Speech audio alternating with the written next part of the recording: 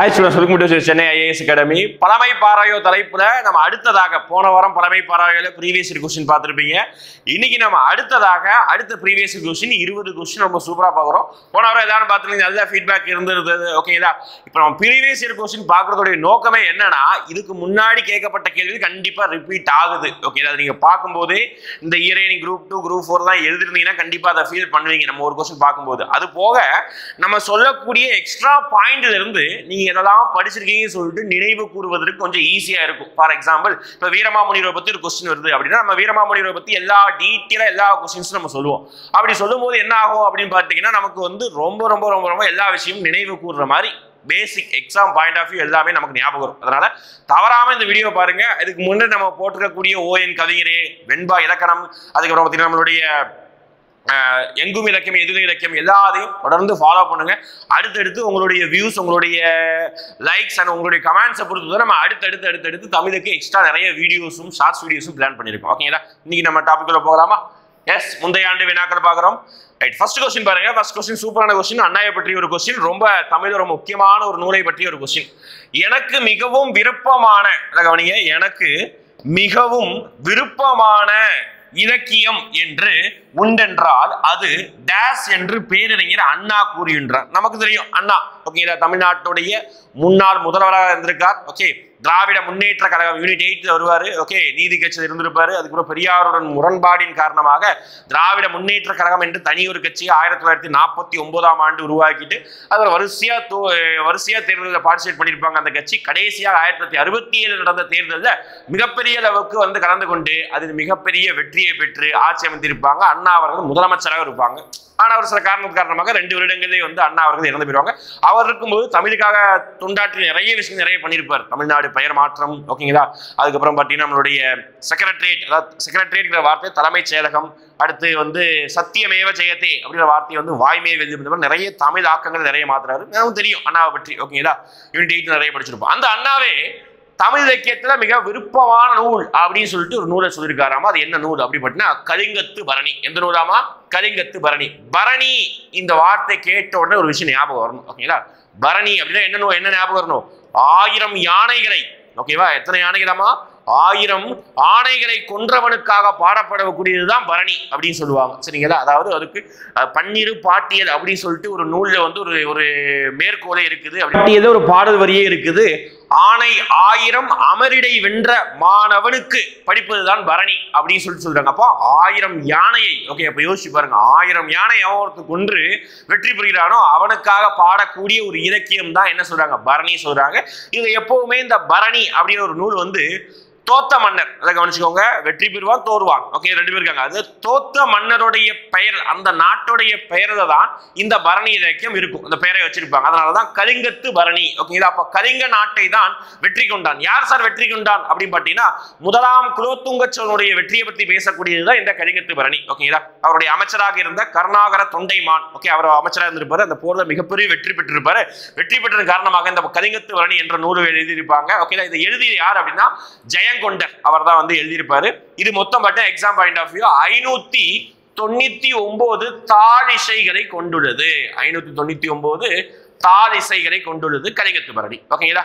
அப்புறம் பாத்தீங்கன்னா வேறபடி அண்ணா பத்தி நம்ம சொல்லிருந்தோம். இதுதான் அவருக்கு மிக மிக விருப்பமான ஒரு நூல்னா கலிங்கத்து பரணி. ஏன் அப்படின்னா பரணி வந்து 1000 யானைகளை வென்றவனுக்கு தோற்ற மன்னனுடைய பெயரில், அதாவது தோற்ற மன்னுடைய நாட்டின் பெயரில் எழுதப்படக்கூடியது. வெற்றி பெற்ற மன்னன் யார் அப்படி இங்க முதலாம் குலோத்துங்க சோழன் வெற்றி பெற்றிருக்கார். ஓகேங்களா? அமைச்சர் வந்து நம்மளுடைய கருணாகர தொண்டைமான். ஓகேங்களா? இதனுடைய ஆசிரியர் வந்து பாத்தீங்கன்னா நம்மளுடைய ஜெயங்கொண்டர். 599 தாழிசைகளை கொண்டுள்ளது. ஓகேங்களா? ரைட், அடுத்து போலாமா? அடுத்து, பருதிமார் கலைஞர் நடத்திய ஞான போதினி என்னும் இதழை தொடங்கி வைத்தவர் யார் அப்படிங்கிறாங்க. சூப்பரான கொஸ்டின். எப்பவுமே நமக்கு இந்த 2 வருடங்கள்ல பருதிமார் கலைஞரை பத்தி ரிப்பீட்டடா கொஸ்டின்ஸ் வந்திருக்கு. ஓகே, அது குரூப் 4 தான். தொடர்ந்து 2 கொஸ்டின் அடுத்தடுத்து பருதிமார் கலைஞரை பத்தி வந்திருந்தது. ஓகேங்களா? யார் சார் இந்த பருதிமார் கலைஞர் அப்படின்னா, அவருடைய இயற்பெயரை பார்த்தீங்கன்னா சூரிய நாராயண சாஸ்திரி அப்படின்னு பெயர் இருக்கும். ஓகே, வடமொழி மாதிரி இருக்கா? ஆக்சுவலா வந்து பாத்தீங்கன்னா அவர் வடமொழியை தன்னுடைய அப்பாவிடம் இருந்தும் தமிழ் மொழியை வந்து தமிழ் மொழி அதிக ஈர்ப்பு இருக்கும். ஓகே, தமிழ் மொழியை வந்து மகாவித்துவான். ஓகே, அவர்கிட்ட இருந்து தமிழ் மொழியை வந்து கற்றிருப்பார். ஓகேங்களா? அப்ப தமிழ் நல்லா கற்றதுக்கு அப்புறம் தமிழ் மீது பெரிய ஆர்வம் கொண்டதுனால தன்னுடைய பெயரை பெயரை வடமொழியிலிருந்து தமிழ் பெயராக மாற்றியிருப்பார். அதுதான் பருதிமார் கலைஞர். சூரிய நாராயண சாஸ்திரிங்கிற பெயரை பருதிமார் கலைஞர் அப்படின்னு சொல்லிட்டு மாத்திருப்பாரு. இவரை வந்து முக்கியமா ஒரு பெயர் சொல்லி கூப்பிடுவாங்க. என்ன சொல்லி கூப்பிடுவாங்கன்னா திராவிட சாஸ்திரி அப்படின்னு சொல்லுவாங்க. திராவிட சாஸ்திரி அப்படின்னு சொல்லிட்டு சொல்லுவாங்க. ஓகேங்களா, திராவிட சாஸ்திரி. இந்த திராவிட சாஸ்திரி அப்படின்னு இவர் வந்து இவரோட நிக்நேம். ஓகே, ஒரு பட்ட பெயராக இவர் வந்து சொல்லப்படுகிறது. இது அல்லாம இவர் வந்து தமிழ் நாடக பேராசிரியர் அப்படின்னு சொல்லுவாங்க. ஓகேங்களா, இவர் நிறைய நாடக நூல்களை எழுதியுள்ளார். என்ன நாடக நூல்களை எழுதியுள்ளார்? மான விஜயம், மான விஜயம். அதுக்கப்புறம் பார்த்துக்கிட்டீங்கன்னா நம்மளுடைய 2 நூல்கள். ஓகே, 2 நூல்களும் பார்த்தீங்கன்னா ஒரே மாதிரியா வரக்கூடிய ஒரு நூல்கள். ரூபாவதி, காலாவதி அப்படின்னு சொல்லிட்டு மேலும் 2 நூல்களை. அப்போ 3 நாடக நூல்களாக மான விஜயம், ரூபாவதி, கலாவதி அப்படின்னு சொல்லிட்டு மேலும் 2 நூல்களையும் எழுதியிருக்காரு. ஓகேங்களா, இதுதான் வந்து அவரை பற்றிய நாடக நூல்கள் இருக்குது. ஓகேங்களா, ரைட். இவர் வந்து திராவிட சாஸ்திரி சொல்றார். இவர் வந்து ஞான போதினி அப்படின்னு சொல்லிட்டு ஒரு இதழ்னா பத்திரிகை நடத்தி வந்திருக்காரு. ஓகேங்களா, அதை தொடக்கி வச்சது யாரு இங்க அப்படின்னு கேட்கிறாங்க. தொடக்கி வச்ச யாருன்னா மூசி பூரணலிங்கம். ஓகே, அவர் தான் தொடக்கி வச்சிருப்பார். மூசி பூரணலிங்கம் அவர் தான் இந்த இதழை வந்து தொடங்கி வச்சிருப்பார். ஓகேங்களா, அடுத்த கொஸ்டின். தென்னாட்டை தன்னந்தனியே ஆண்ட பெண் அரசி என்னும் புகழை பெற்றவர் யார் அப்படிங்கிறாங்க. பாருங்க, அதாவது அந்த காலத்துல தமிழ்நாட்டில் இருந்த பெண் அரசியல் தான் ரொம்ப முக்கியமானவர்கள். தமிழ்நாட்டை பொறுத்த வரைக்கும் ஒன்று ராணி மங்கம்மாள், இன்னொன்று வேலு நாச்சியார். இவங்க 2 பேர். ஓகேங்களா, இதுல கண்டிப்பா ஜான்சி ராணி வராது. ஓகேங்களா, நம்ம ஜான்சி ராணி வந்து வட இந்தியாவை ஆண்ட பெரிய ஒருத்தவங்க. திதையாடி வள்ளியம்மை தமிழ்நாட்டை சேர்ந்த வெண்மணி தான். அவங்க மன்னராகவோ ராணியாவோ கிடையாது. ஓகேங்களா, சவுத் ஆப்பிரிக்காவோட விடுதலைக்காக போராடதான், உரிமைக்காக போராடும் பொழுது காந்தியை மீட் பண்ணி ஒரு டாபிக் இருக்கு திதையாடி வள்ளியம்மை சொல்லிட்டு சீக்கிரம் இறந்து போயிடுவாங்க. அவங்களாம் தமிழ்நாட்டுக்குள்ள வந்திருக்கவே மாட்டாங்க. சவுத் ஆப்பிரிக்கா தான் இருந்தது. அப்போ இவங்க 2 பேர் தான் யார்? ஓகேங்களா, இதை பாருங்க, தன்னந்தனியே ஆண்ட பெண் அரசி அப்படின்னு சொல்றாங்க. ஓகேங்களா, அப்ப ராணி மங்கம்மாள் தான் நம்ம இங்க இந்த வார்த்தைக்குரிய இந்த லைனுக்குரிய சொந்தக்கார யாருன்னா அந்த ராணி மங்கம்மாள். இவங்க பெண் அரசி இல்லையா? எஸ், பெண் அரசி தான். ஓகேங்களா, ஆனா இவங்க வந்து தன்னந்தனியெல்லாம் வந்து ரூல் பண்ணது. இவங்க நிறைய பிரச்சனைகள் ஏற்பட்டு கஷ்டப்பட்டு மீண்டும் கைப்பற்றினாலும் இந்த வரிக்குரிய சொந்தக்காரங்களாக இவருக்கு கிடையாது. யாருதான்? நம்முடைய ராணி மங்கம்மாள் தான். யார் சார் ராணி மங்கம்மாள் அப்படின்னு பார்த்தீங்கன்னா, நம்மளுடைய தமிழ்நாட்டை விஜயநகர மன்னர்களுடைய ஆட்சி கீழே இருக்கும்போது நாயக்கர் முறை அப்படின்னு சொல்லிட்டு கிருஷ்ணதேவருடைய ஆட்சி காலத்திலே வந்து கொண்டு வந்திருப்பாங்க. அப்படி இருக்கும்பொழுது தான் தமிழ்நாட்டில் வந்து ஒவ்வொரு இடங்களில் தஞ்சை நாயக்கர், மதுரை நாயக்கர், செஞ்சி நாயக்கர், ஓகேங்களா, இந்த மாதிரி ஒவ்வொரு பகுதியிலையும் வந்து மதுரை நாயக்கர் நிறைய பேர் இருந்தாங்க. ஓகேங்களா, ஒவ்வொரு பகுதியும் நாயக்க மன்னர்கள் இருப்பாங்க. அப்படி இருக்கும்போது தொடக்க காலத்துல மதுரை நாயக்கர் தான் ரொம்ப ஃபேமஸா இருப்பாங்க. மதுரை தான் வந்து தலைமையகமா இருந்து நாயக்க மன்னர்களுடைய ஹெட்டாவே இருப்பாங்க. ஓகேங்களா, ஆனா பின்னாட்கள் போக போக போக தஞ்சை நாயக்கர் ரொம்ப ஸ்ட்ராங் ஆவாங்க. ஓகேங்களா, அதுக்கப்புறம் இடையில பாத்தீங்கன்னா மதுரையில ஆண்டு வந்து இருந்த சொக்கநாதர் அப்படின்னு சொல்லிட்டு, ஓகே, சொக்கநாத நாயக்கர் அவருடைய மனைவி தான் யாரு அப்படின்னா இந்த ராணி மங்கம்மா. ஓகேங்களா, இவங்க வந்து பாத்தீங்கன்னா அவங்களும் வீரமிக்க ஒரு ஆண் தான். சொக்கநாதரும் இவங்களும் பார்த்தா ஒரு வீரமிக்க ஆண் தான். என்ன அப்படின்னு பாத்தீங்கன்னா இறந்து போயிருப்பாங்க. இறந்து போனதுக்கு அப்புறம் பையன் இருந்ததுனால ஒரே காரணத்துக்காக உடன்கட்டை ஏறாம இருந்திருப்பாங்க. ஓகேங்களா, அதாவது நாயக்க வம்சத்துல ஒரு பெண் முடிசூடாம இருப்பாங்க. யாரும் எந்த பெண்ணுமே முடிசூட்டாத நிலையில் முதல் முறையாக நாயக்க வம்சத்துல ஒரு பெண்ணாக இருந்து முடிசூட்டாமையா மன்னராக ராணியாக, ஓகே, முடிய சூட்டிருக்க மாட்டாங்க. ஓகேங்களா, முடிசூட்டினா மன்னருடைய மனைவி ராணியாக இவங்க இருக்கணும் அப்படின்னு சொல்லிட்டு முடிசூட்டுறது வழக்கம். இந்த ராணி மங்கம்மாள் வந்து அந்த சொக்கநாதருடைய தளபதியோடைய பொண்ணு விரும்பி கல்யாணம் பண்ணியிருப்பாங்க. ஆனா அதே மன்னருக்கு பக்கத்து நாட்டுடைய இளவரசியை திருமணம் பண்ணணும் ஒரு ஆசை. ஓகேவா, அந்த ஆசையின் காரணமாக கடைசி வரைக்கும் இந்த பெண்மணிக்காக அந்த ராணிங்கிற பட்ட சூட்டாமே வச்சிருப்பாங்க. கடைசி அந்த ஆசை நிறைவேறாம மன்னர் இறந்து போயிட்டாரு. ஓகேங்களா, கல்யாணம் நடந்திருக்காரு. கடைசி வரைக்கும் பட்டமும் சொல்றது. இந்த அம்மாவும் வந்து என்ன ஆயிட்டாங்க, விதவை ஆயிட்டாங்க. உடன்கட்டை ஏறும் வழக்கம் இருந்தது, பண்ணணும். ஆனா இவங்க என்ன பண்ண, சின்ன குழந்தையா இருந்ததுனால, என்ன 6 மாசம் குழந்தை இருந்ததுனால அவங்க வந்து உடன்கட்டை ஏறல. ஓகே, குழந்தையின் பெயர்ல அப்படியே இவங்களும் உதவியின் பெயர்ல இவங்களும் வந்து அப்படியே ரூல் பண்ணிட்டு இருக்காங்க. அப்படியே காலங்கள் போகுது.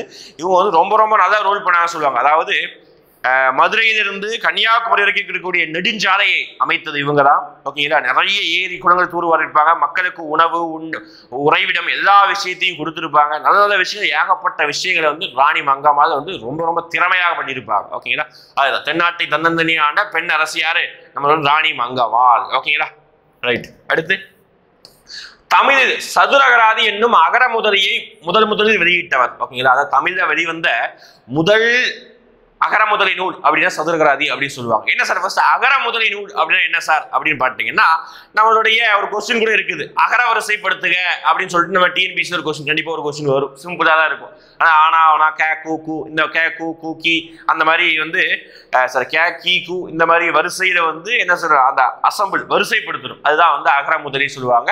அதை வந்து பொருள் அடிப்படையிலையும் தொடை அடிப்படையிலையும் நயம் அடிப்படையிலையும் பெயர் அடிப்படையிலையும் படுத்துவாங்க. அதான் சதுரகராதி. இதுல வந்து ஓகே தமிழ்ல இந்த மாதிரி பெயர்களையும் அந்த வார்த்தைகளையும் அப்படியே வரிசைப்படுத்துவது இதுதான் முதல் முறையாக ஒரு நூலே எழுதி வச்சிருக்காரு. சதுர அப்படின்னா 4 அப்படின்னு சொல்றாங்க. அப்ப 4ங்கிற விஷயத்துக்கு அதுதான் பெயரு தொடை இந்த மாதிரி எல்லாம் ஒரு 4 விஷயத்தை சேர்த்து பொருள் 4 விஷயத்தை சேர்த்து தான் இந்த நூலே எழுதியிருப்பாங்க சதுரகராதி. இந்த நூலை எழுதியவர் யார் கேட்கிறாங்க, நம்மளுடைய வீரமாமுனிவர். ரொம்ப முக்கியமான தமிழ்ல, அதாவது எந்த அளவுக்கு தமிழோடைய அருமை தெரிந்திருந்தால் வெளிநாட்டிலிருந்து இந்தியாவிற்கு வந்து தமிழ்நாட்டுக்கு வந்திருந்த வெளிநாட்டு அறிஞர்கள் தமிழை போற்றி பாடுவார்கள். அப்படி நிறைய பேர் இருந்திருக்காங்க. ஜி போப், கால்டுவெல், ஓகேதா.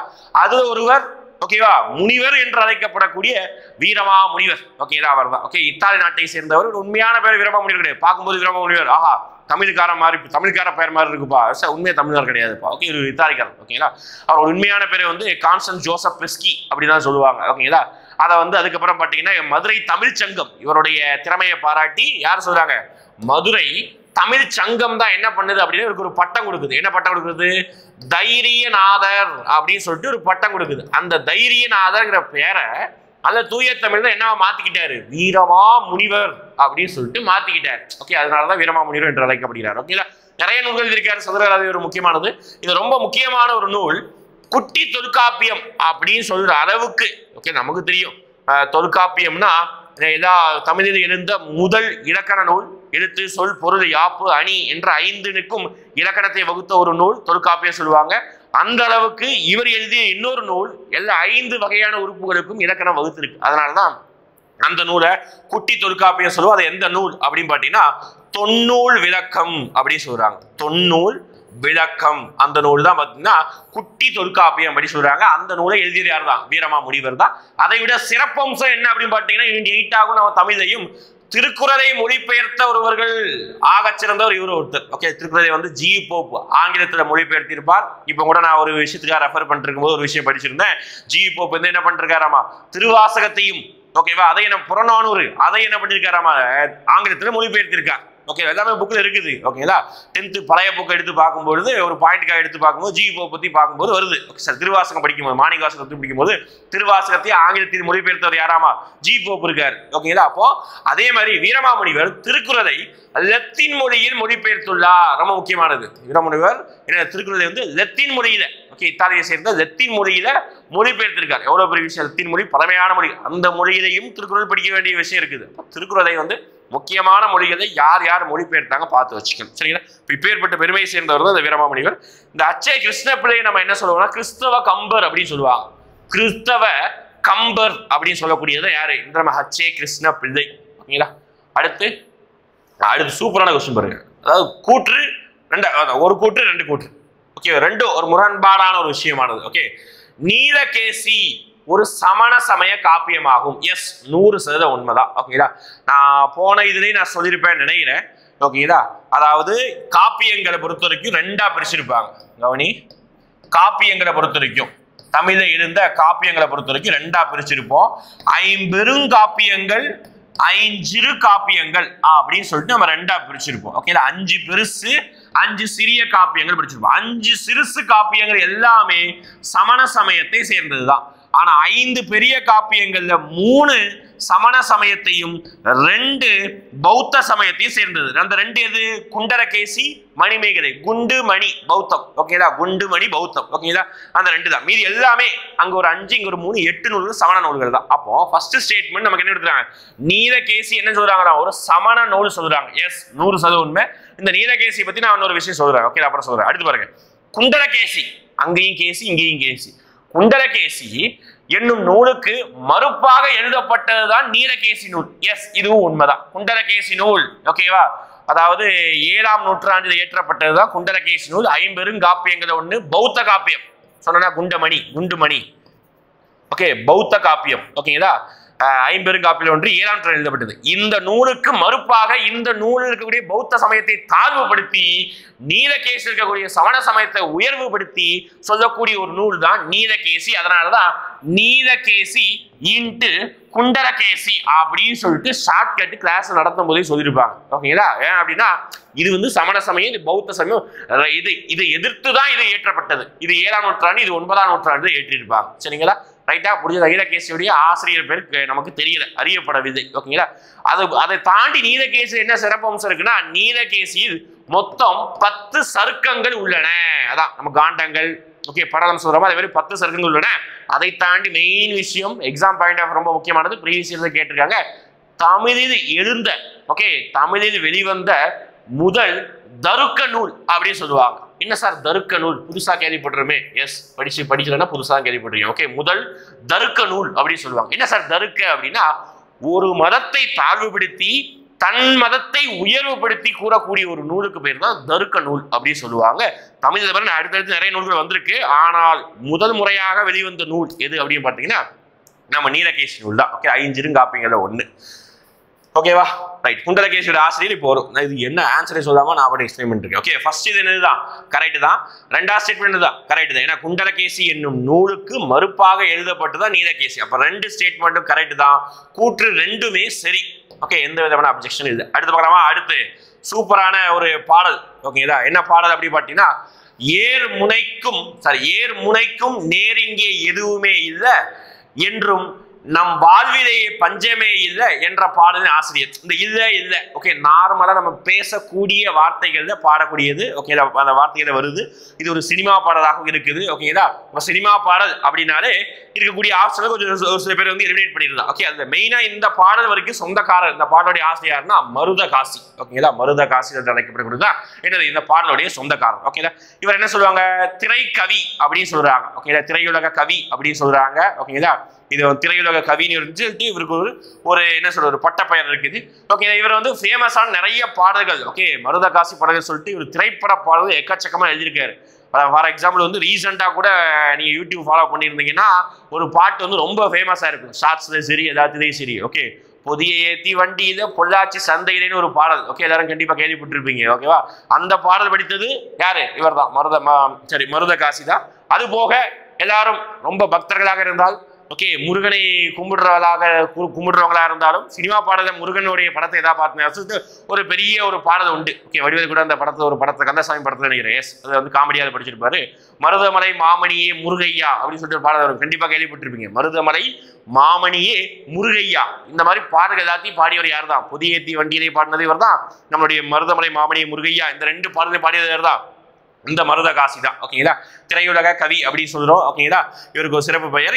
இந்த பாடல் வரி யாரு சொந்தக்காரர் தான்? இந்த மருதகாசி தான் சொந்தக்காரர். ஓகேவா? அடுத்து எழுத்து, சூப்பரான கொஸ்டின்.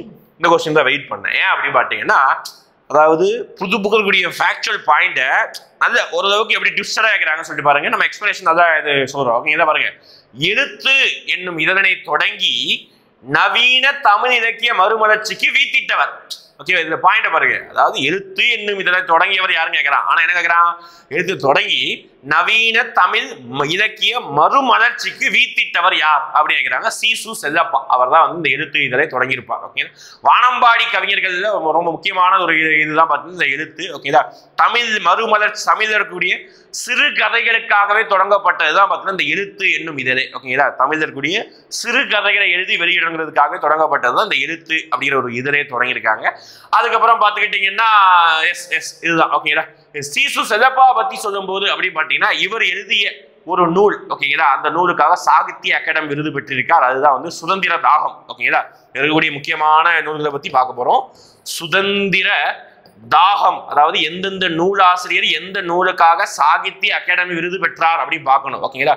ஃபார் எக்ஸாம்பிள் வந்து நம்ம நேற்று போட்ட ஓஎன் கவிஞரே வீடியோல நம்மளுடைய பாரதிதாசன் எந்த நூலுக்காக சாகித்ய விருது பெற்றிருப்பார்? பிசிராந்தையர் நாடகம் என்னும் நூலுக்காக சாகித்ய அகாடமி விருது பெற்றிருப்பார். அதே மாதிரி இங்க இவர் வந்து சுதந்திர தாகம் என்னும் நூலுக்காக என்ன வாங்கியிருக்காரு? சீசு செல்லப்பா வந்து சாகித்ய அகாடமி விருது பெற்றிருக்காரு. எப்படி ஞாபகம்? தாகம் எடுக்குது, ஐயோ அப்பா தண்ணி கொண்டு வாங்க. ஓகே, தாகம் எடுக்குது, ஐயோ அப்பா அப்பா அப்பா சொல்றோம். ஓகே, சீசு செல்லப்பா தாகம், சுதந்திர தாகம். ஓகேவா? அடுத்து பாருங்க மு மேத்தா. இவர் என்ன சார் சாகித்ய அகாடமி விருது வாங்கியிருக்காரு? மேத்தா, மேகம். ஓகே, இப்ப மேகம்னா அது ஆகாயத்துக்கு பக்கத்துல இருக்குது. ஆகாயம் மேகம் எல்லாம் ஒண்ணுதான். அப்போ ஆகாயத்துக்கு அடுத்த வீடு, ஆகாயத்துக்கு அடுத்த வீடு அதுதான் மேத்தா. ஓகே, மேகம் மேத்தாவுடைய வீடு, ஆகாயத்துக்கு அடுத்த வீடு. இந்த நூலுக்காக இவங்க வந்து சாகித்ய அகாடமி விருது வாங்கியிருக்காங்க. அடுத்து ஓகேங்களா சிற்பி. ஓகே, இவங்க ஒரு நூலுக்காக சாகித்ய விருது வாங்கியிருக்காங்க. ஒரு கிராமத்து நதி அப்படிங்கிற ஒரு நூலுக்காக இவங்க சாகித்ய அகாடமி விருது வாங்கியிருக்காங்க. ஓகேங்களா சிற்பி. ஓகேங்களா சிற்பி பாலசுப்ரமணி அப்படின்னு சொல்லுவாங்க. இதுதான். ஓகேங்களா நா பிச்சைமூர்த்தி வந்து தமிழ் புது கவிதையின் தந்தை அப்படின்னு சொல்லுவாங்க. ஆனா இவர் எந்த நூலுக்கும் சாகித்ய அகாடமி விருது வாங்கல. சரிங்களா? ரைட்டா? இந்த 3 விஷயம் சொல்லிட்டு 3 பேரோட. ஆனா எழுத்து என்னும் இதழை தொடங்கியவர் யார் அப்படின்னு பாத்தீங்கன்னா நம்மளுடைய சீசதபாதா, தமிழ் இலக்கிய மறுமலர்ச்சிக்கு வித்திட்டவர். ஓகேவா? ரொம்ப முக்கியமானது. ஓகேங்களா இலக்கிய மறுமலர்ச்சியோட முன்னோடி கூட சொல்லுவோம். சீசதபா ரொம்ப முக்கியமானது. அடுத்து போலாமா? அடுத்து எப்பவும் போல சொல்லியிருந்தேன், ஒவ்வொரு கொஸ்டின்லையும் நான் அதான் ஒவ்வொரு பழமை பார்வை வீடு 20 கொஸ்டின் நான் ஒரு கொஸ்டின் வந்து டிரான்ஸ்லேஷன், ஓகே மொழியாக்கத்தை பத்தி நான் சொல்லியிருக்கேன். அதனால ஜெராக்ஸ் போன தடவை கூட ஒரு வார்த்தை இன்னும் வச்சிருந்தோம். ஓகேங்களா? இதுல வந்து ஜெராக்ஸ் அப்படிங்கிற வார்த்தை வச்சிருக்கேன். ஜெராக்ஸ் என்ற ஆங்கில சொல்லுக்கு நேரான தமிழ் சொல். ஓகேங்களா? இதை வந்து ஜெராக்ஸ் அப்படின்னா நம்ம ஜெராக்ஸ் எடுக்க போறோம். ஓகேங்களா?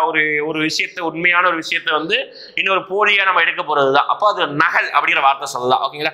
அப்ப நகல் அப்படின்னு சொல்லிட்டு 2 இடம் இருக்குது. ஓகே, அசல் படம் கிடையாது, மறுபடம் கிடையாது, நகல். இது ஒளியா அப்படின்னா இது வந்து சவுண்டை குறிக்கக்கூடிய வார்த்தை. அப்போ இது கிடையாது, ஒளி நகல். அதுதான் பார்த்தீங்கன்னா நம்மளுடைய ஜெராக்ஸ் உடைய தமிழ், தூய தமிழ் ஆக்கம். ஓகேங்களா? அப்ப ஜெராக்ஸ் கடை அப்படின்னு போடுறதா இருந்தா நீங்க தமிழ் ஆக்கத்துல போடுறதா எப்படி போடணும்? ஒளி நகல் கடை அப்படின்னு சொல்லணும். ஓகேவா? ரைட். தூய தமிழ் தான் நம்ம பயன்படுத்த கொஞ்சம் கஷ்டமா தான் இருக்கும். ஓகேங்களா? ரைட். அடுத்து சூப்பரான ஒரு ஸ்லோகன், நம்மளுடைய அண்ணாவின் ஸ்லோகன். ஓகேதா? அதாவது அண்ணாவுடைய பொன்மொழிகள் எடுத்து பார்த்தீங்கன்னா எக்கச்சக்கமா இருக்கும். நிறைய விஷயங்கள் வந்து, அதாவது மேடை பேச்சுல வர மாதிரி பேச ஆளே கிடையாது. இப்பெல்லாம் நம்ம அரசியல்வாதிகள் வராங்க. ஓகே, மேடை பேச்சுல வந்து மேடை பேசுறாங்க. ஓகே, எல்லாரும் சேர்த்தான் சொல்றேன். ஓகேங்களா? யாரையும் குறிப்பிட்டு சொல்ல, எல்லாரும் சேர்த்தான் சொல்றேன். ஒரு சில பேருடைய பேச்சு கேட்பதற்காக மக்கள் கூட்டமா வரலாம். ஆனா இப்போ பெரும்பாலான அரசியல் கட்சிகளுடைய தலைவர்களுடைய பேச்சு கேட்கணும் அப்படின்னா எல்லாருக்கும் ஏதாவது ஒரு சில விஷயத்த கொடுத்தா மட்டும்தான் என்ன செய்வாங்க, அவங்க அந்த கூட்டத்துக்கு அந்த என்னது அந்த அவ்வளோ பெரிய மீட்டிங்கு பார்க்கறதுக்கே வருவாங்க.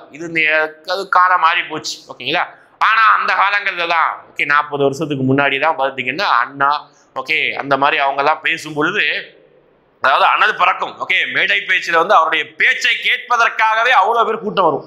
இப்போ எந்த அளவுக்கு வந்து அவங்களுடைய பேச்சு இருக்கும் பாருங்க, மக்களை எந்த அளவுக்கு அந்த பேச்சு கவர்ந்துருக்கும். ஓகே, அவர் வந்து நிறைய, ஓகேங்களா, நாடாளுமன்றத்திலேயே அவருடைய பேச்சு முழங்கியிருக்கும். ஓகேங்களா? அதே மாதிரி சட்டமன்றம், ஓகே சட்ட மேலவை எல்லாத்திலையுமே வந்து தெரிய விட்டுருப்பார் பேச்சுல தான். ஓகேங்களா? அது நம்ம சொல்ல வேணும் தேவையில்லை. ஓகே, அதுல வந்து அவருடைய பொன்மொழிகள் எக்கச்சக்கமா இருக்கும். மாற்றான் வீட்டு மல்லிகை தோட்டத்திற்கும் மனம் உண்டு அப்படி சொல்றாரு. ஓகே, அது எப்படி பக்கத்து வீட்டுக்கார மல்லிகை பூ தோட்டம் வச்சிருந்தாலும் அதுக்கும் கூட மனம் இருக்கதான் செய்யும் அப்படின்னு சொல்றாரு. அது அவருடைய ஃபேமஸான ஒரு ஸ்லோகன் தான். சட்டம் அப்படிங்கிறது ஒரு இருட்டறை. ஓகே, வெளியே நம்ம இப்பதான் சட்டத்தை பத்தி தெரிஞ்சுக்கிறதா தெரிஞ்சுக்க முடியுமா? ஓகேவா? நிறைய இருக்குது, யூடியூப் சேனல் நிறைய விஷயங்களா இருக்குது. ஃபார் எக்ஸாம்பிள் வந்து வந்து என்னுடைய நேமுடைய ஒருத்தர் விக்னேஷ் அப்படின்னு சொல்லிட்டு வந்து அவர் வந்து ஒரு பிஎட் படிச்ச ஒரு லாயர் வந்து என்ன பண்ணுவார் அப்படின்னு பார்த்தீங்கன்னா சட்டத்தை பத்தி சொல்லுவார். ஓகே, அவர் கரெக்டாக எனக்கு என்ன நேம் ஞாபகம் இல்லை. லாஸ்ட் சொல்லும் போது பெட்டர் சிட்டிசன் பெட்டர் நேஷன் அப்படின்னு சொல்லுவார். சூப்பராக சொல்லுவார். நிறைய விஷயத்தை அவர் ஃபாலோ பண்ணிட்டே இருப்பார். நிறைய விஷயத்தை வந்து அவர் பொதுமக்களுக்கு புரியுற மாதிரி சிம்பிளான விஷயமா அவர் சொல்லுவார். ஓகேவா? ஷார்ட்ஸ்லேயே போடுவார், ஒரு நிமிஷத்துலேயே சொல்லுவார். அப்போ சட்டங்கிறது வந்து நார்மல் பீப்புள் எல்லாருக்குமே புரியாது. ஓகேங்களா? அதனாலதான் அண்ணா என்ன சொல்றாரு, சட்டம் ஒரு இருட்டறை, அதில் வழக்கறிஞருடைய வாதம் தான் ஒரு விளக்கு. ஓகே, வழக்கறிஞருடைய வாதம் தான், அவங்க பேசுறதுதான் அந்த இருட்டறையில ஒரு விளக்கு மாதிரி, ஒரு லைட் மாதிரி இருக்குது அப்படி சொல்றாரு. இதுதான் அண்ணாவுடைய மிக முக்கியமான ஒரு பொன்மொழிகள், ரொம்ப முக்கியமானது. Okay right. அடுத்து பாருங்க, சூப்பரான ஒரு விஷயம். இதை எப்படி ஞாபகம் வச்சுன்னு சொல்லிட்டு நான் ஒரு ஷார்ட்கட் நான் சொல்லி கொடுத்துருவேன். சரிங்களா? நீட்டா நம்ம எழுதி போட்டுறலாம். இடம் இருக்கு, சைடுல இடம் இருக்கும். ஓகேங்களா? பாருங்க, பற்றுக பற்றற்றான் பற்றினை அப்பற்றை பற்றுக பற்றுவிடற்க அப்படின்னு சொல்லிட்டு குறள் இருக்கு. இந்த குறளுடைய எதுகை வகையை கேட்கிறாங்க. ஓகேங்களா? மொத்தம் 2 விஷயம் இருக்கு. தொடைகள்ல வந்து எதுகை, மோனை, இயைப்பு நிறைய இருக்கும். அதை நான் 2 விஷயம் சொல்றேன். ஓகேங்களா? ஒன்னு எதுகை, இன்னொன்னு மோனை. சாரி, நான் ஃபர்ஸ்ட் மோனை சொல்றேன். ஓகேவா? 2 விஷயம் இருக்குது. ஒன்னு மோனை, இன்னொன்று வந்து எதுகை சொல்லுவாங்க. 2க்கு என்ன சார் வித்தியாசம்? எனக்கு ரொம்ப குழப்பம் சார், கன்ஃபியூஸே ஆகாது, நான் சொல்லி தரேன். ஓகேங்களா? மோனை மோ. ஓகேவா? அப்ப நான் அதோடைய இன்னொரு அதே அகர வரிசை இருக்கக்கூடிய இன்னொரு எழுத்து நான் என்ன சொல்றேன், மூ சொல்றேன். சரிங்களா? ஏ அப்படிங்கிறது வந்து பார்த்தீங்கன்னா நம்மளுடைய தமிழ் உயிரெழுத்துக்கள், அதற்குரிய அதே அகர வரிசை இருக்கக்கூடிய இன்னொரு எழுத்து தான் நம்ம வந்து பார்த்தீங்கன்னா இ. இரண்டாம் எழுத்து. ஓகே, அப்போ ஏன் சொல்றீங்க அப்படின்னா மோனை அப்படின்னா முதல் எழுத்து ஒரு வரிதையோ ஒரு சீருதையோ ஒரு அடிதையோ முதல் எழுத்து ஒன்றி வர தொடுப்பதுக்கு பெயர் தான் மோனை. மூ மோ. ஓகே, முதல் எழுத்து மூ மோ. ஓகேவா? அதே மாதிரி ஒரு சீருதையோ ஒரு அடிதையோ இரண்டாம் எழுத்து ஒன்றி வர தொடுப்பதுக்கு பெயர் எதுகை. ஓகேவா? அப்போ அங்க மூ மோ, இங்க வந்து இரண்டாம் எழுத்து இ ஏ எதுகை சொல்றாங்க. புரிஞ்சு போச்சா? அப்ப முதல் எழுத்து இரண்டாம் எழுத்து கன்ஃபியூஸ் ஆகக்கூடாது. இந்த ரெண்டையும் சேர்த்து கிட்டத்தட்ட ஒரு நிறைய வகைகள் இருக்கு. ஒரு 6 வகைகள் ஏதோ இருக்கும். ஓகே, அதான் இப்ப எழுதி போடுறேன். ஓகே, இந்த 6 வகைகள் இருக்கும். அந்த 6 வகைகளையும் பேர் மாறும். ஃபார் எக்ஸாம்பிள் பொழிப்பு மோனை பொழிப்பு எதுகை, மேற்கதுவாய் மோனை மேற்கதுவாய் எதுகை, அதே மாறி இருக்கும். என்ன சார் சொல்றீங்க அப்படின்னா சொல்றேன். ஓகே, ஜஸ்ட் கவனிங்க. ஓகேங்களா? அது ஒரு வார்த்தை இருக்குது. அந்த வார்த்தையில் இருக்கக்கூடிய முதல் எழுத்து எதெல்லாம் வந்து ஒன்றி வருதோ அதெல்லாம் வந்து எதுகை சொல்றோம். ஓகே, முதல் எழுத்து ஒன்றி வந்து அதை மோனை சொல்றோம். என்ன எதுகை வகையை சேர்ந்தது இங்க பாருங்க, நல்லா கவனிங்க. இற்று இற்று இற்று. ஓகே, நல்லா ஃபர்ஸ்ட் சீர்ல. ஓகே, ஃபர்ஸ்ட் சீர் பாக்குறேன். அந்த சீர்னா இதான். ஓகே, அந்த சீர்ல அடியில வந்து இந்த இரண்டாம் எழுத்து கரெக்டா ஒன்றி வருதா? அப்ப இது முதல் வார்த்தை, இது இரண்டாவது வார்த்தை, இது மூணாவது வார்த்தை. நல்லா கவனிச்சுக்கோ. ஓகே, முதல் வார்த்தை, இரண்டாம் வார்த்தை, மூன்றாம் வார்த்தை. இந்த மாதிரி முதல் வார்த்தை, இரண்டாம் வார்த்தை, மூன்றாம் வார்த்தை ஒன்றி வந்தா அது ஒரு வகையான ஒரு எதுகை. ஓகே, அது என்ன சொல்றேன், மொத்தம் வந்து ஒரு வகைகள் இருக்கு. ஏன்னா அதுக்கு ஃபர்ஸ்ட் நான் ஷார்ட்கட் என்ன சொல்றேன் நல்லா கவனிச்சுக்கோங்க. ஷார்ட்கட் எழுதி போடுறேன். கவனிங்க, இங்க எழுதி போடுறேன். ஓகேங்களா?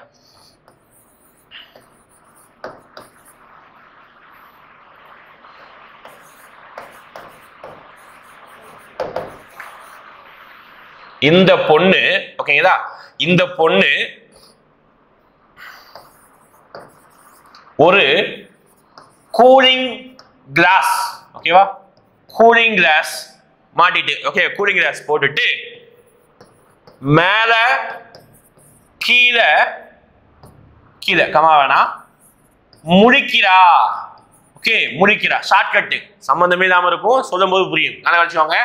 இந்த பொண்ணு ஒரு கூலிங் கிளாஸ போட்டுட்டு மேல கீழே முழிக்கிறா. 1 2 3 4 5 6 7 மொத்தம் இந்த எதுகை மோனையோட வகைகள் மொத்தம் 7 இருக்கு. அந்த 7ஓட ஷார்ட்கட் தான் இது. ஓகேங்களா? அப்ப இந்த பொண்ணு ஒரு கூலிங் கிளாஸ் போட்டுட்டு மேல கீழே முழிக்கிறா. பார்க்கலாமா?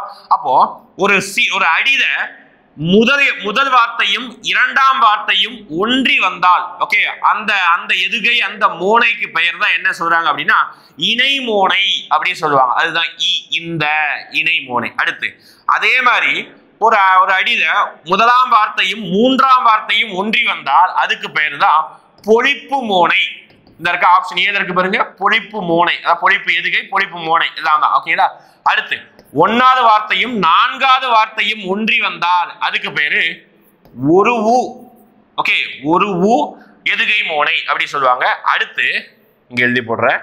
1 2 3, ஓகேங்களா? 1 2 3 ஒன்றி வந்தால், அதுதான் இங்க வந்திருக்கு. 1 2 3 ஒன்றி வருது. ஒன்றி வந்தால் கூளை எதுகை அப்படின்னா கூளை மோனை அப்படி சொல்றோம். கூளை இந்த இருக்க ஆப்ஷன் பி, இதுதான் ஆன்சரே ஆக்சுவலா. ஓகேங்களா? அப்போ 1 2 3 ஒன்றி வந்தால் கூளை எதுகை. அடுத்து 1 2 விட்டுறணும். ஓகேங்களா? 2 விட்டுருங்க. 3 4 நல்லா கவனிச்சுக்கோ. ஓகே, 1 3 4 அப்போ கூலிங் கிளாஸ்க்கு அப்புறம் மேல, அப்போ மேற்கதுவாய். இங்க வர எழுதி போட்டேன், இங்க எழுதி போடுறேன். மேற்கதுவாய், மேற்கதுவாய். அதே மாதிரி 1 3 4 போட்டேன். அடுத்து 1 2 விட்டு 3 4 போட்டோமா? அடுத்து 3 விட்டுருங்க. 1 2 4 இது கீழ்கதுவாய். எத்தனை வந்துட்டு பாருங்க, 1 2 இணை, இது 2வது, இது 3வது, இது 4வது, இது 5வது, இது 6வது, இது 1 இருக்கு. அது வந்து ஒரு அடியில இருக்கக்கூடிய எல்லா வார்த்தைகளையும் ஒன்றி வர தொடுப்பது. 1 2 3 4 எல்லாமே ஒன்றி வந்தால் அதுக்கு பேரு முற்று எதுகை அப்படின்னா முற்று மோனை. புரியுதா? அப்போ இது எப்படி நம்பர் வச்சுக்கலாம். 1 2 பா, அடுத்து 2 விட்டுருங்க. 1 3, அடுத்து 1 4. ஓகே, அதுக்கப்புறம் அப்படியே ஸ்டாப் பண்ணி 2 இது முடிஞ்சது. அடுத்து 1 2 3, 2 விட்டுரு 1 3 4, 3 விட்டுரு 1 2 4, லாஸ்ட் எல்லாத்தையுமே போடு 1 2 3. ஓகேடா? அப்போ ஷார்ட்கட்டு இணை, பொழிப்பு, ஒரு மேற்கதுவாய், கீழ்கதுவாய், அது லாஸ்டா வந்து பார்த்தீங்கன்னா முற்று மோனை. முடிஞ்சதா? 6 விஷயம் முடிஞ்சது. அதுதான் இந்த பொண்ணு ஒரு கூலிங் கிளாஸை போட்டுட்டு மேலே கீழே முழிக்கிறா. ஓகே, முழிக்கிறா, முற்று, மேலே கீழே, மேற்கதுவாய், கீழ்கதுவாய், கூலிங் கிளாஸ் கூலை, அப்புறம் வந்து பார்த்தீங்கன்னா ஒரு, அப்புறம் வந்து பொண்ணு அப்படின்னா பொழிப்பு, இந்த அப்படின்னா இணை. முடிஞ்சு போச்சா? ரைட், அவ்வளவுதான். ஈஸியா இந்த எதுகை மோனையிலிருந்து இந்த மாதிரி நம்பரை வச்சு கேட்கும் பொழுது குரல் வச்சு கேட்கும் ஈஸியா இருந்துச்சுன்னா கண்டிப்பா ஒரு கொஸ்டின் வந்துடும். அது எதுகை வரலாம், மோனை தான், எல்லாம் ஒண்ணுதான். ஓகேங்களா? அடுத்து நூல் ஆசிரியர் பொருந்தாத இணையை தேர்ந்தெடு அப்படின்னு சொல்றாங்க. ஓகேடா? என்ன சார் பொருந்தாத இணை அப்படின்னு பாத்தீங்கன்னா, திருத்தக்கர் தேவர் எழுதிய நூல் அப்படின்னு பாத்தீங்கன்னா நம்ம ஆல்ரெடி நம்ம போன வீடியோல பார்த்திருந்தோம். சீவக சிந்தாமணி. ஓகே, சீவக சிந்தாமணி அவர் எழுதினதுதான் திருத்தக்க தேவர் எழுதிய நூல். ஓகேங்களா? நரிவிருத்தம் சொல்லிட்டு இன்னொரு நூலை எழுதியிருப்பாரு. ஓகேங்களா? இது வளையாபதி கிடையாது. ஓகே, இதுதான் பொருந்தாத இணை. மீதி இளங்கோவடி எழுதிய நூல் சிலப்பதிகாரம். நாத குத்தனார் பார்த்தமா குண்டலகேசி. ஓகே, அது எழுதினதுதான். சீத்தலை சாத்தனார் எஸ் மணிமேகலை தான். ஓகேடா? ரெண்டுமே தான். இந்த ரெண்டு நூல் தான் இரட்டை காப்பியம் சொல்றோம். ஓகே, இந்த 3 ரைட்டு, இது மட்டும் ராங். ஓகே, அடுத்து ஓரெழுத்து ஒரு மொழி ரொம்ப முக்கியமானது. இலக்கணத்துல கண்டிப்பா ஒரு கொஸ்டின் ரிப்பீட்டடா வந்துட்டே இருக்குது. அதாவது ஒரு எழுத்தை வைத்து அதுக்குரிய ஒரு பொருளை வந்து சொல்லக்கூடியதுதான் அந்த ஓரெழுத்து ஒரு மொழி. ஃபார் எக்ஸாம்பிள் ஏ அப்படின்னா என்ன சொல்லுவாங்க அப்படின்னா அம்பு. ஏ அப்படின்னு என்ன சொல்லுவாங்க? அம்பு அப்படின்னு சொல்றாங்க. இந்த மாதிரி ஒரு எழுத்தை வச்சு ஒரு பொருளை குறிக்கக்கூடிய விஷயத்துக்கு தான் ஓரெழுத்து ஒரு மொழி அப்படின்னு சொல்லுவாங்க. இதுல என்ன சொல்றாங்க? மா அப்படின்னு சொல்றாங்க. மா என்றால் ஓரெழுத்து ஒரு மொழியுடைய பெயர் என்ன அப்படின்னு பாத்தீங்கன்னா மா என்றால் விலங்கு அப்படின்னு சொல்லிட்டு ஓரெழுத்து ஒரு மொழி. ஓகேங்களா? மா. ரைட், அடுத்து போறோம். அடுத்து அதுக்கப்புறம் வந்து பாத்தீங்கன்னா இருக்கக்கூடிய இலக்கண குறிப்பு. ஓகேங்களா? படுவிடம் இதில் பயின்றுள்ள தொகை நிறை தொடரை குறிக்க. பாருங்க, படு விடம் இதில் பயின்றுள்ள தொகை நிறை தொடரை குறிக்க அப்படின்னு சொல்றாங்க. என்ன சார் படுவிடம் அப்படின்னு பாத்தீங்கன்னா, படுவிடம் அப்படின்னா முக்காலத்தையும் காட்டுது. ஓகே, படுவிடம், படுத்தும் விடம், படுக்கக்கூடிய விடம். ஓகேவா? 3 காலத்தையும் இந்த ஒரே ஒரு வார்த்தையில ஒரே ஒரு சொல்லுல காமிக்கிறதுனால இது என்ன தொகை அப்படின்னா வினை தொகை. ஓகே, முக்காலமும் காட்டும். முக்காலமும் காட்டினா அதுக்கு ஒரு வினை தொகை. ஓகேங்களா? பண்பு தொகை அப்படின்னா பண்பை குறிக்கக்கூடிய விஷயம். மை மறைந்திருக்கும் அப்படின்னா பண்பு, டைரக்டா பண்பை வச்சு சொல்லக்கூடியது. போன கிளாஸ்ல போன வீடியோல வந்து பண்பு தொகை வச்சு கொஸ்டின் பார்த்தோம். அடுத்து பாருங்க, அடுத்து இதே மாதிரி ஒரு சொல்லோ சூப்பரா இருக்குது பாருங்க. ஒரு சொல்லோ ஒரு வார்த்தையோ அப்படின்னா ஒரு தொடரோ இரு பொருள் தருமாறு பாடுவது. ஓகேங்களா? இப்போ நான் ஒரு வார்த்தை சொல்றேன் அப்படின்னா ஒரு லைன் சொல்றேன். அந்த லைனை நான் படிக்கும் பொழுது அதை ஒரு விதமா கேட்கும் பொழுது ஒரு மீனிங். ஓகேவா? அதை இன்னொரு விதமா கேட்டோம்னா அது அதே லைன் தான். ஓகேவா? அது இன்னொரு விதமா நம்ம திங்க் பண்ணி யோசிச்சு கேட்டோம்னா அது இன்னொரு மீனிங் கொடுக்குது. ஓகே, இதுதான் ஒரு சொல்லோ அப்படின்னா ஒரு தொடரோ. நம்ம வந்து சிம்பிளா தமிழ் என்ன சொல்லுவோம்? டபுள் மீனிங் வேர்ட்ஸ் சொல்லுவோமா? நான் போட்டு ரொம்ப விளக்க வேணாம். ஓகே, டபுள் மீனிங் வேர்ட்ஸ் சொல்லுவோம். நம்ம பசங்க தான் வந்து ஏதாவது பேசுறதா இருந்தால் ஏதாவது டபுள் மீனிங்ல பேசுவாங்க சொல்லுவாங்கல்ல, அதுதான் இங்க. அதே தான் வந்து தூய தமிழை இரட்டுற மொழிதல் அப்படின்னு சொல்றோம்ப்பா. ஓகேவா? நிறைய நம்ம சொல்ல விரும்பல, டபுள் மீனிங் வேர்ட்ஸ் தான். ஓகேவா? அதுதாங்க சொல்றாங்க. இது இந்த சொல்லோ தொடர இருபொருள் பட தொடுவதுக்கு பெயர் தான் என்ன சொல்லுவாங்கன்னா இரட்டுற மொழிதல். 2 தடவை பொருள் தருதா, அப்போ இரட்டுற மொழிதல். இதுக்கு இன்னொரு பெயர் இருக்குது. என்ன சொல்லுவாங்க? ஸ்லேடை அணி அப்படின்னு சொல்லுவாங்க. இதுக்கு இன்னொரு பெயர் இருக்கு. என்னது? ஸ்லேடை அணி அப்படின்னு சொல்லுவாங்க. இது வந்து தமிழ் இலக்கியத்துல நம்ம ஸ்கூல் புத்தகத்துல சந்தக கவி அப்படின்னு சொல்லிட்டு அவர் ஒருத்தர் பாடியிருப்பாரு. அது ஒருத்தர் இன்னொருத்தர் எஸ் காலமேக புலவர் எஸ் அவருமே பாடியிருப்பார். ஓகே, காலமேக புலவர் அவர் பாடியிருப்பாரு. சந்தக கவி தமிழ் இலக்கணம் நினைக்கிறேன் எஸ். இவங்க 2 பேருமே நம்ம ஸ்கூல் புத்தகத்தில் இடம்பெற்றுள்ள இரட்டுற மொழிதல் பாடல்களை வந்து பாடியிருப்பாங்க. அதான் ஒரு இது கடலையும் குதிரையும் சொல்லியிருப்பாங்க பழைய புத்தகத்தில் நினைக்கிறேன். ஓகேங்களா? குடத்தையும் பாம்பையும். ஓகேவா? தண்ணீர் குடத்தையும் பாம்பையும் ஒப்பிட்டு வந்து இரட்டுற மொழிதல் இருந்திருக்கும். ஓகேங்களா? அப்ப இரட்டுற மொழிதல் அப்படின்னா 2 பொருள் தர பொருட்கள் தான். இதுக்கு இன்னொரு பெயர் ஸ்லேடை அணி அப்படின்னு சொல்லுவாங்க. அடுத்து ஆறுமுக நாவலர். சூப்பரான விஷயம். நம்ம இந்த பாயிண்ட் ஆல்ரெடி இதுக்கு முன்னாடி பார்த்தோம். ஓகேங்களா? ஆறுமுக நாவலரை வசன நடை கைவந்த வள்ளலார் அப்படின்னு சொன்னது யாரு அப்படின்னு நினைக்கிறாங்க. ஓகே, ஆறுமுக நாவலர் ஒருத்தர் இருக்காரு. ஓகேங்களா? ஆறுமுக நாவலர் அவருக்கு வந்து வசன நடை கைவந்த வள்ளலார் அப்படின்னு சொல்லிட்டு பட்டம் கொடுத்தது யார்? அதான் என பாராட்டியவர் யார் அப்படின்னா நம்ம இதுக்கு முன்னாடி பார்த்தோம்னா சூரியநாராயண சாஸ்திரி, திராவிட சாஸ்திரி சொல்லக்கூடிய பருதிமார் கலைஞர். அவர் தான் ஆறுமுக நாவலரா இப்படி ஒரு பேர் சொல்லியிருப்பாங்க. ஓகேங்களா? ரைட், அடுத்து போடாமா. அடுத்து தமிழ் பல்கலைக்கழகத்தின் தமிழன்னை விருது. நம்ம போன எபிசோட்ல கூட இந்த இதை பார்த்துருந்தோம். தமிழ் பல்கலைக்கழகத்தின் தமிழ் அன்னை விருது யாருக்காக கொடுக்கப்பட்டது அப்படின்னா கவிக்கோ அப்துல் ரஹ்மான் அவருக்காக கொடுக்கப்பட்டதுதான் இந்த தமிழ் அன்னை விருது. பாவேந்தர் விருது வாங்கியிருப்பாரு. ஓகேங்களா? கவிக்கோ அப்துல் ரஹ்மான். கவிக்கோ சொல்லிட்டு ஒரு இதழை நடத்தினாரு. அதனால அவர் பெயருக்கு முன்னாடி கவிக்கோ அப்துல் ரஹ்மான். அப்புறம் வந்து உமர் புலவர் விருது வாங்கியிருப்பாரு. நிறைய விருது வாங்கியிருப்பார். ஓகே, வந்து ரொம்ப ரொம்ப கற்பனை நயமிக்கவர். ஓகே, கற்பனை நயத்தோடு வந்து நிறைய பாடல்களை எழுதுவாரு கவிக்கோ அப்துல் ரஹ்மான். ஓகேங்களா? ரைட், அடுத்து இந்த கொஸ்டின், பாடல் வரிகள் கலித்தொகையில் எப்பிரிவில் இடம்பெற்றுள்ளது? அதை கவனிங்க. பாடல் வரிகள் கேட்டிருக்காங்க. இது எங்க அவங்களே சொல்லிட்டாங்க, எந்த நூல்னு சொல்லிட்டாங்க, கலித்தொகையை சொல்லிட்டாங்க. அந்த கலித்தொகையில, ஓகே, கலித்தொகை என்னது? 8 தொகை நூல்கள் ஒண்ணு, ஓகேங்களா? 8 தொகை நூல்கள் ஒண்ணு. இந்த கலித்தொகையுடைய பாடல் அடிகள் என்ன சொல்லுவாங்கன்னா 11 அடியிலிருந்து 80 அடிகள் வரைக்கும் இருக்கும் கலித்தொகை நூல், ஓகேங்களா? 11 அடியிலிருந்து 80 அடிகள் வரைக்கும் இருக்கும். கடைசியாக தொகுக்கப்பட்ட ஒரு நூல்னா கலித்தொகை நூல் தான், ரைட்? அதெல்லாம் விட்டுருங்க. அடுத்து, இது கலித்தொகையில மொத்தம் 5 கலிகள் இருக்கும் அப்படின்னு சொல்லுவாங்க, ஓகேங்களா? குறிஞ்சி, முல்லை, மருதம், நெய்தல், பாலை சொல்லிட்டு 5 கலித்தொகை இருக்கும். மொத்த 5 கலித்தொகையும் தொகுத்தது யாருன்னா நல்லத்துவனார். நெய்தல் கலியை எழுதுனது நல்லத்துவனார், ஓகேங்களா? ரைட். இதுல எப்பிரிவுல இந்த பாடல் வரி இருக்குது பாருங்க. ஸ்கூல் புக்ல இந்த பாடல் வரி இருக்குது, ஓகே, புது புக்ல இருக்குது. எழுந்தது துகள், ஏற்றனர் மார்பு, கவிழ்ந்தன மறுப்பு, கலைஞர் பலர், ஓகேவா? இந்த பாடல் வரிகளை பார்க்கும்போது ஒரு விஷயம், ஒரு சீன் ஞாபகம் வந்தா ஈஸியா. எழுந்தது துகள் அப்படின்னா ஒரு விஷயம் எந்திக்குது. அப்படி எந்திக்கும் போது உடம்பு ஆட்டுறதுனால என்ன, மேல தூசி எல்லாம் அப்படி எழுந்தது துகள், ஓகே. ஏற்றனர் மார்பு, ஓகே. அடுத்து பாருங்க, கவிழ்ந்தன மறுப்பு, அதை அடக்க வரவன் மறுக்கிறான், ஓகே, மறுப்பான், ஓகே. கலைஞர் பலர், அப்படியே மாடு ஓடி வரும்போது அப்படியே பார்த்து பயப்படுறாங்க. அப்ப என்னதா? ஜல்லிக்கட்டை குறிக்கக்கூடிய, ஏறு தழுவுதலை பற்றி குறிக்கக்கூடிய ஒரு பாடல் வரிகள் தான், ஓகே. அப்ப ஏறு தழுவுதல் நம்மளுடைய 5 இருக்கக்கூடிய நிலப்பிரிவுகளை எங்கு சார் ஏறு தழுவுதல் நடந்திருக்கும் அப்படி பார்த்தீங்கன்னா எங்க நடந்திருக்கும்? கண்டிப்பா காடும் காடு சார்ந்த இடத்துல தான் நடந்திருக்கும். மலை நடந்திருக்குமா? நடந்திருக்காரு. நெய்தல் நடந்திருக்குமா? அதாவது நம்ம நெய்தல்னா நம்மளுடைய கடற்கரை நடந்திருக்குமா? வாய்ப்பு இல்லை. பாலைவனத்துல வாய்ப்பே இல்லை, ஓகேங்களா? அப்போ கண்டிப்பா எங்க நடந்திருக்கும் அப்படி பாத்தீங்கன்னா முல்லை, அதாவது காடும் காடு சார்ந்த இடத்துல நடந்திருக்கும். அதனால முல்லை கனி தான் இந்த பாடல் வரியை பாடியது. முடிஞ்சு போச்சு. அப்போ இந்த பாடல் வரி எதை சொல்ல வருது அப்படின்னு பார்த்தீங்கன்னா முடிஞ்சு போச்சு. நமக்கு 10th or 9th புக்ல ஏறு தழுவுதல் அப்படின்னு சொல்லிட்டு ஒரு லெசனே இருக்கு. அந்த லெசன் இந்த பாடல் வரி அருமையாக கொடுத்துருப்பாங்க, ஓகேங்களா? அடுத்து, புறநானூற்றில் உள்ள புறத்திணைகளின் எண்ணிக்கை என்ன? ஓகே, அதாவது 11 புறத்திணைகள், ஓகே. புறநானூற்றில் எத்தனை புறத்திணைகள் இருக்குது அப்படின்னா 11 புறத்திணைகள் உள்ளன, ஓகேவா? அடுத்து, இயைபு துறை. இப்போ எதுகை மோனைனா என்னன்னு சொல்லி நம்ம சூப்பரா விளக்கிட்டோம். அதோடைய வகைகளை நம்ம விளக்கணும், ஓகேங்களா? இப்போ அதே மாதிரி எதுகை, சரி, நம்மளுடைய இயைபு தொடைனா என்ன? இயைபு தொடையில் அமைந்த சொற்களை அறிக அப்படின்னு சொல்றாங்க, ஓகேங்களா? நீல முடி திரித்த பல மலைச்சேர் நாடு, நீரமுத மெனப்பாய்ந்து நிரம்பும் நாடு அப்படி சொல்றாங்க. இதுல எது சார் இயைபு அப்படின்னு பாருங்க.